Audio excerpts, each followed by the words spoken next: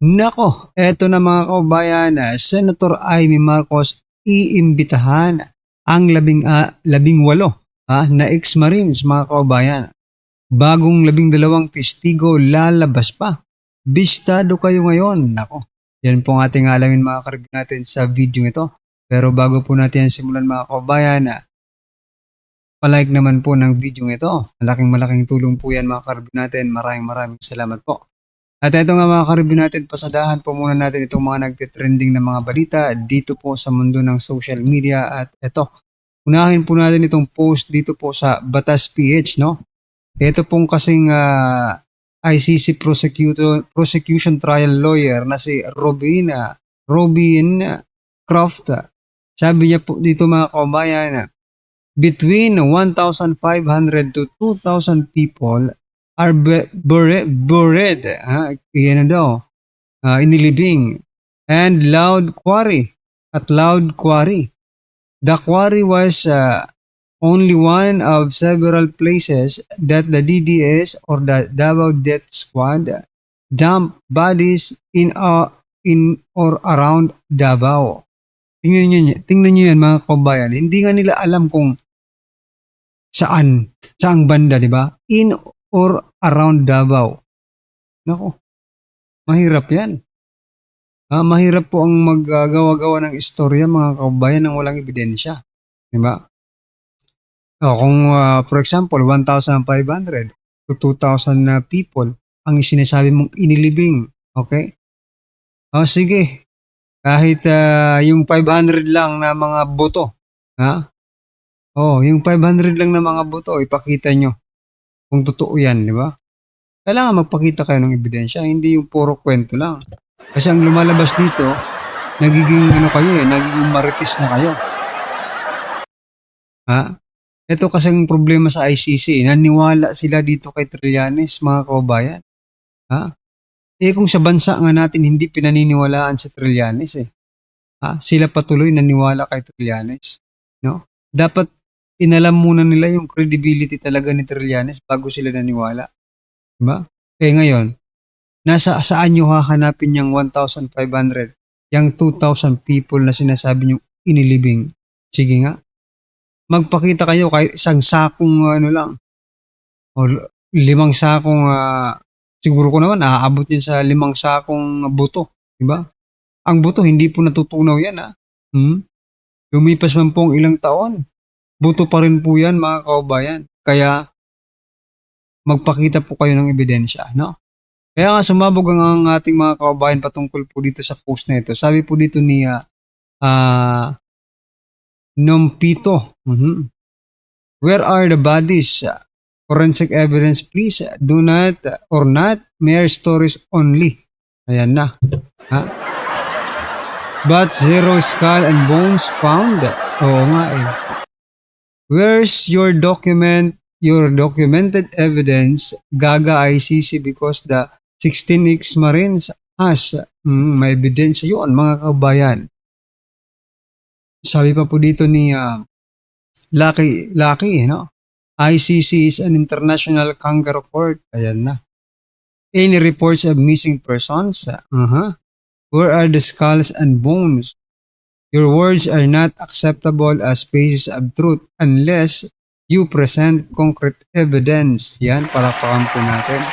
So, most of the Filipinos, mga kababayan, kung babasahin mo sa unang tingin kahit nga ako isip ko agad na saan kaya yung ebidensya nito? Diba? Biruin mo 1,500 to 2,000 people. Saan kaya ang ebidensya ng babaeng ito? Baka naggagawa-gawa lang ito ng mga istorya. Diba? Anyway, ano po ang inyong masasabi dyan mga kabayan? Just comment down below. At ito, pasadahan din po natin itong si Auntie Claire. Ayan. Sabi naman po dito ni Auntie Claire, paulit-ulit na kasinungalingan laban sa Pangulo.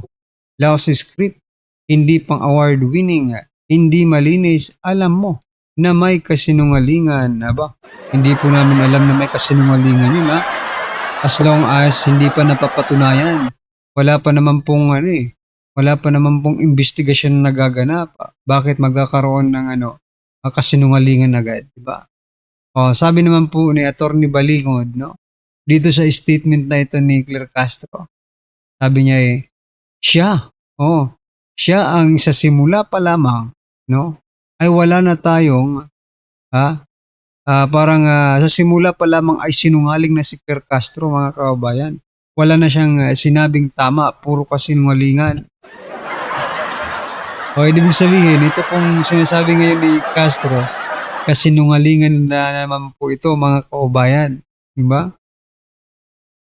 Ano pong masasabi niyo dito? Kasi pinasisinungalingan ni Castro po yung yung statement or yung affidavit ng 18 Marines, mga kababayan. Okay? Sabi po dito ni Lynn Lucero, script pa ba yan na may mga pictures? The lady that protests too much meetings. Script with photos. The face reveal talaga sila. Ingot din to si Castro. Nako. Para ma-clear, anti-clear, hair follicle ang i-prove. Sa ICC, anti-paano na. Ayan. Ganyan sumagot pag alam niyang tunay ang bintang. Oo nga, mga kababayan. So kayo, mga karibin natin, ano pong masasabi niyo dito kay Auntie Claire? Todo-todo naman po ang kanyang pag-dedepensa. Ang hirap talaga depensahan, no, mga kababayan, pag totoo yung sinasabi. Mahirap kang gumawa ng mga istorya. Pero si Auntie Claire, ang dali-dali niya lang, no? Ang dali-dali niya lang gumawa ng istorya, si Auntie Claire. Si Auntie Claire ang pang-award winning po ang kanyang mga script, no, mga kababayan. Pagdating po sa kasinungalingan. Ayan. Sa palagay mo, sinong paniniwalaan ng taong bayan? Yung mga Marines o ikaw? Kasi, yung sinasabi po nila, no, ay nagtutugma doon sa sinasabi ni Sergeant Orly Gutesa at ni Saldico. Diba? Si Saldico, mga kababayan. Alright. Ano po ang inyong masasabi dyan, mga kababayan? Eto, pasadahan din po natin itong si Lacson. Ayan, Lacson. Teka lang. Palakihin natin si Lacson. Ito naman pong si Lacson, mga kababayan. Sabi po dito, Lacson sees destabilization bid in fresh kickback claims versus Marcos Reco. Talagang hindi tayo makakapunta sa investigasyon o sa presidente nito or anyone else in the administration, no? Bakit? May tagapagtahol may tagapagtanggol, mga kababayan, no? Ngayon, mag-iimbestiga kaya ito sa 18 Marines? I think, pag mahiya siguro siya, kung mahihiya pa, dapat imbestigahan niya yon. Ngayon pa nga lang, sinasabi niya ng destabilization. Diba? Ang pagsasabi ba ng katotohanan ay destabilisasyon, mga kababayan? Nagtatanong lang po kasi hindi pa naman napatunayan na yung sinasabi niya ay totoo or hindi as long as hindi pa ito iniimbestigahan. No? Formal na investigasyon. Yun lang kasi. Yung paglabas ng 16 na Marines, mga kababayan, ginawa nila yun para mapilitan itong gobyernong itong mag-imbestiga for formal investigation. No? Kaso, ngayon, sinasabi ni Lacson na destabilisasyon yan. No? Kaya wag na siguro nating imbestigahan. Aray ko po. Grabe. Senate President Pro Tempore Panpiluping Lacson saw an attempt to destabilize the government following fresh allegations linking President Ferdinand Marcos Jr. to the flood control scandal. Nako, hindi po fresh, matagal na po ito. Hindi nyo lang nakikita kasi mga bulag kayo. Diba? Sabi po ng ating mga kabayan, pero yung nakakap with mass mo na witness credible. Oo nga The protector for Great Wall of BBM. Ako. I see you with lots of those traveling bags. Mahigpit ang depensa ni Lacson ayon po kay Eddie Estrada. Totoo naman, sobrang corrupt ang gobyerno ngayon. Ayon po kay Vergie, mga kabayan. Karamihan sa depensa sa katiwalian malamang nakikinabang sa naambo or naambunan. Kaya walang may nagsusulong na ng malalimang investigasyon kasi damay pati silang mga nakaupo. Hahaha. Ayon po yan kay Samin. Nako. Sabi po nito ni Noy, if you act on the new revelation, peace will probably prosper. If you don't do anything about it, people will be angry. Oo. Magagalit pong taong bayan kapag hindi mo yan inimbestigahan, Lacson. Kaya whether you like it or not, imbestigahan mo na. Kaya nga itong si Senator Amy Marcos, no, mga kabayan, in-encourage na po sila. Na nag-hire na po siya ng resolution to investigate, no, this new allegations, no, ng 18 mga Marines. O ito mga kabayan, pakinggan po natin to. Senator Amy Marcos, pasok. PS, resolution number 317. I have no notion if you in fact have seen or heard about it. It's a resolution directing the appropriate Senate committee to conduct an inquiry at the earliest possible opportunity into the alleged money delivery scheme involving 18 former military personnel employed by Congressman Saldico and the reported cooperation of certain government officials with the International Criminal Court. And we were all dismayed by the revelations yesterday. And as a result, I am hopeful that this will be the beginning of a very serious and comprehensive investigation, which will result in charges and punishment if there are guilty parties. At nananawagan rin ako sa ating magigiting na kasapi ng Philippine Marines na kung may paratang, ilatag ninyo ng malinaw. Kung may ebidensya, ilabas ninyo ng buong tapang. Kumbaga sa maleta, mananatiling sikreto ang laman niyan kung hindi ilalatag sa lamesa at bubuksan. Dito natin buksan sa Senado at suriin ang maleta ng katotohanan.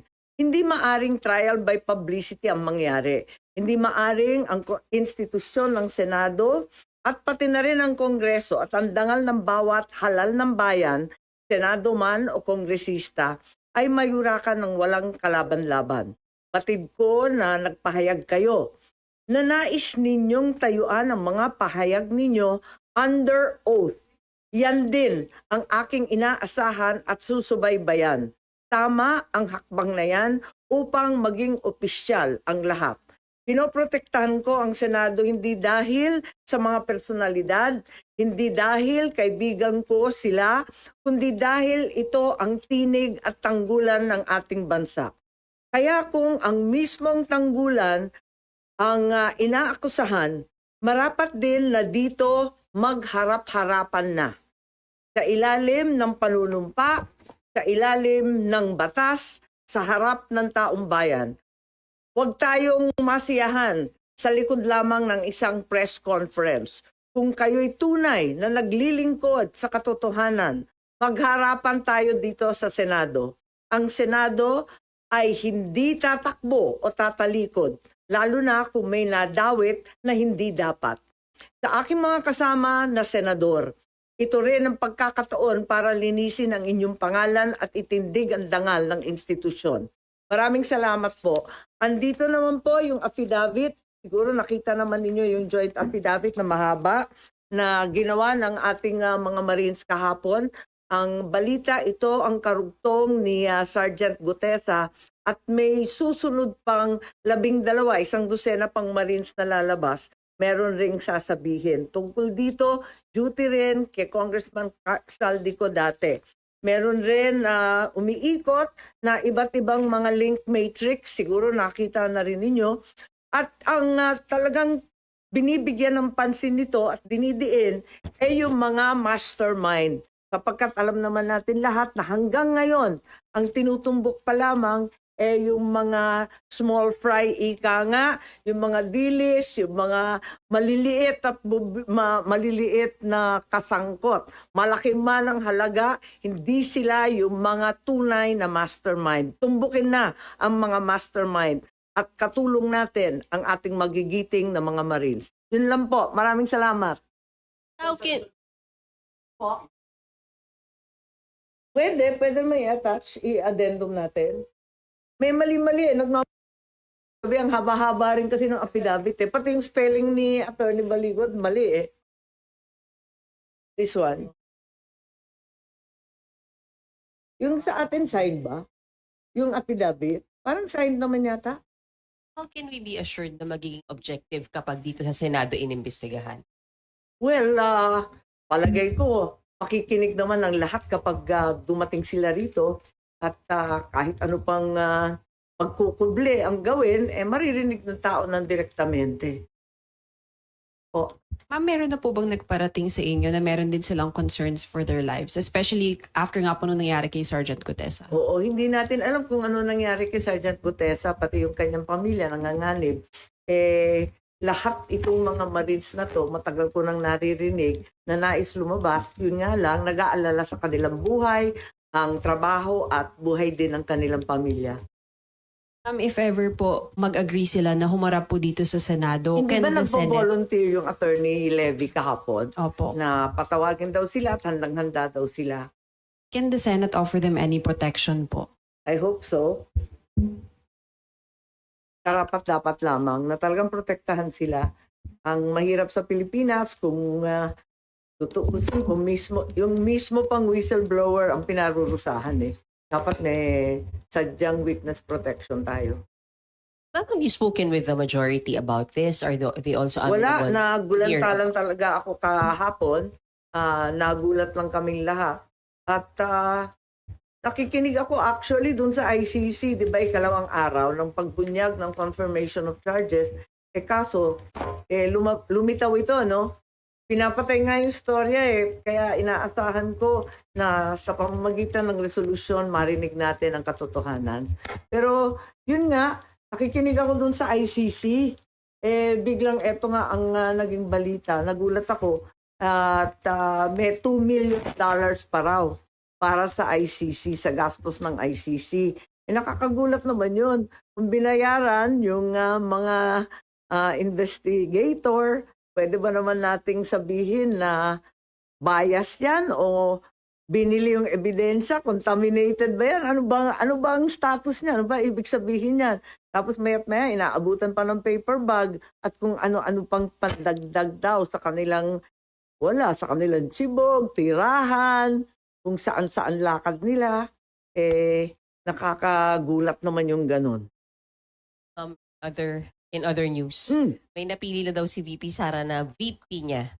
By any chance, is that Hindi you? ko alam. Hindi ko alam. Akala ko magda-Davao style sila. Wala nang VPing pipiliin. Basta karambola na kayo. So, did you talk to her about it? So yun mga kababayan, ano po ang inyong opinion, reaksyon patungkol po sa video ito mga kababayan? Just comment down below, ayan. At syempre po mga karbi natin, huwag pong kalimutang i-like at i-share po ang video ito. Malaking tulong po yan mga kababayan. Maraming salamat po.